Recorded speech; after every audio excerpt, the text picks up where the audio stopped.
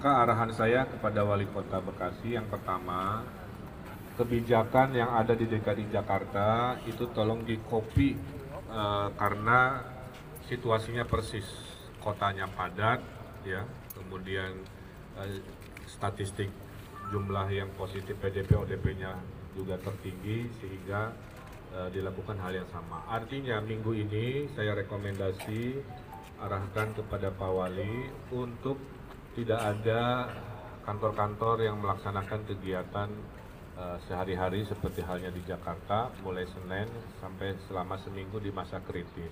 Ya. Nah, kepada warga Kota Bekasi, besok seminggu ini akan dilakukan tes massal dengan rapid test. Ya. Ini berita besarnya kira-kira begitu.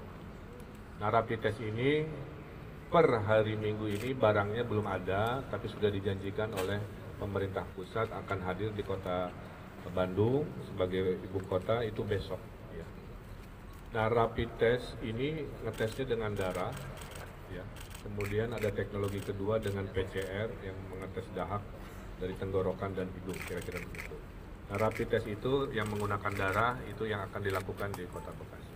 Kami sudah memutuskan yang akan dilakukan tes massal itu akan dilaksanakan di Stadion Patriot ini.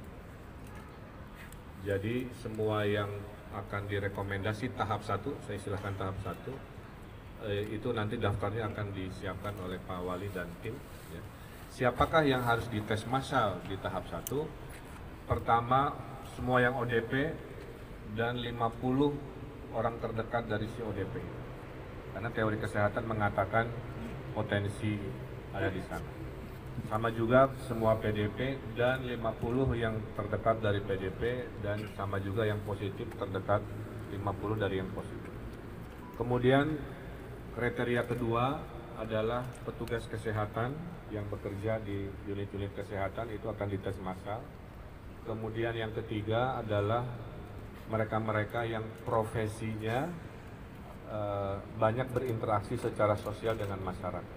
Pak Lurah, Pak Camat, kemudian para kiai, para ulama yang juga banyak berinteraksi itu akan nanti setelah tahap 1 ini selesai, seiring dengan datangnya alat tes yang lebih banyak, masuk ke tahap 2, ya, yaitu mereka-mereka yang melaporkan ingin dites dengan segala verifikasinya yang akan kita siapkan. Yang terpenting media sampaikan, tidak bisa semua ingin dites, karena tidak mungkin. Di Korea Selatan saja, dari 45 juta penduduknya, sebagai negara yang paling canggih tes massalnya, kalau tidak salah, itu hanya 200.000 yang dites. Jadi 200.000 berbanding 45 juta. Ya. Jadi ini harus dikelirkan, karena ada yang banyak masuk ke saya, Pak, saya kapan dites, kapan masuk massal, karena menganggap semua seperti sensus harus dites. Jawabannya tidak, jawabannya tetap ada screening, ada kriteria, sehingga polanya akhirnya tahu penyebaran kemana dan kita doakan trennya makin turun. Ya. Amin. Jadi itu akan dilaksanakan kalau barangnya datang besok, maka tes massal dilaksanakan hari Selasa, paling telat hari Rabu. Di Jawa Barat akan ada 3 lokasi stadion, Stadion Patriot untuk warga Kota Bekasi, warga Kabupaten Bekasi, dan warga Kabupaten Karawang. Tapi melihat statistiknya, mayoritas yang akan tes massal adalah warga Kota Bekasi, mayoritas baru Kabupaten dan Karawang. Makin jauh makin sedikit. Kedua, Stadion Pakansari, nanti jam 1 akan saya diskusikan dengan Bu Ade Yasin, itu untuk warga Bogor, Kota Kabupaten, dan Depok. Yang ketiganya, sisanya Jawa Barat, berdasarkan statistiknya mengecil, dipusatkan di Stadion Jalak Harupat untuk yang bukan Bodebek kira-kira.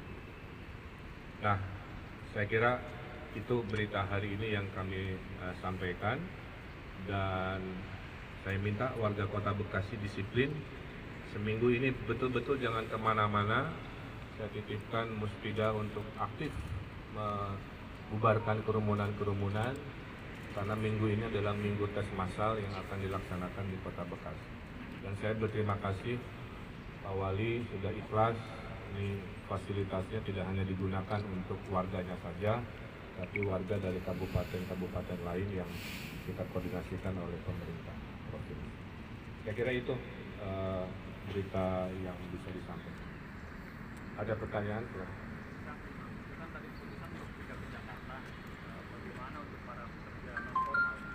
Ya sama, jadi seminggu ini nanti sudah diantisipasi, akan dirapatkan. Saya belum bisa jawab teknisnya, keputusan ada di Pak Pepen selaku Wali Kota untuk mengantisipasi hal-hal seperti tadi.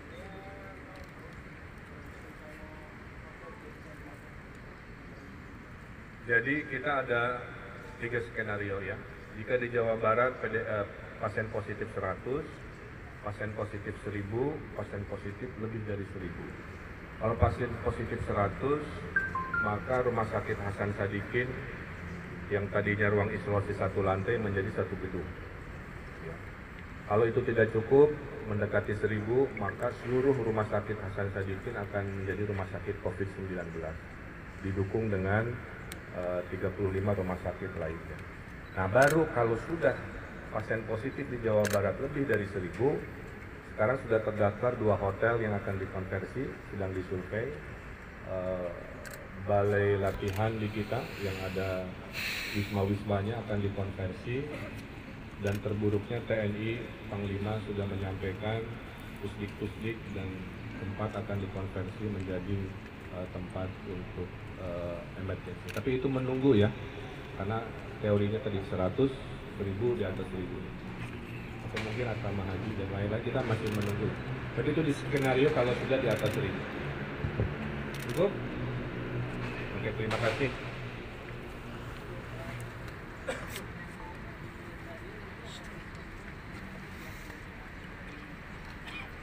Ya, itu sedang dirapatkan hari ini. Teknisnya akan minimal ada 3 jalur kan, kayak bayar tol ya.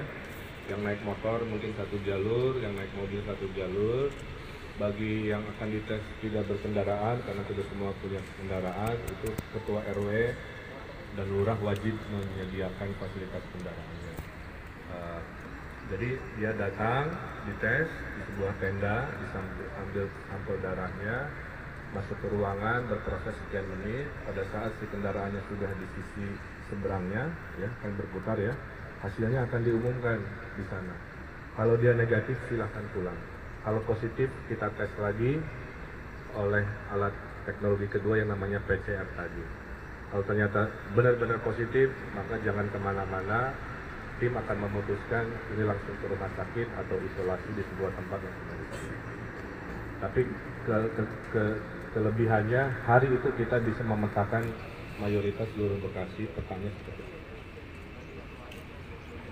Tahap 1 hari makin banyak nanti test kitnya datang, kita perluas sampai akhirnya kita punya keyakinan itu penyakit ada di mana aja.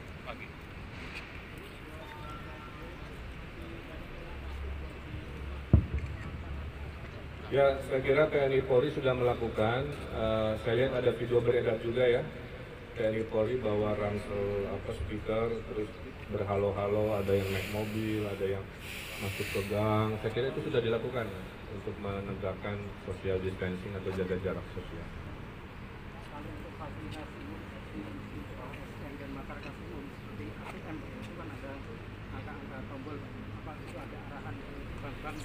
Atau mungkin untuk ASN sendiri Pak, untuk absensi kita fingerprint itu ada ini Pak?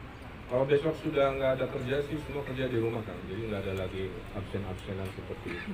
Yang ATM saya belum punya jawaban, tapi idenya menarik, saya tanya ke kelompok perbankan. Kalau emergency butuh uang, ATM-nya di mana, dilapisi plastik, ganti ulang atau apa.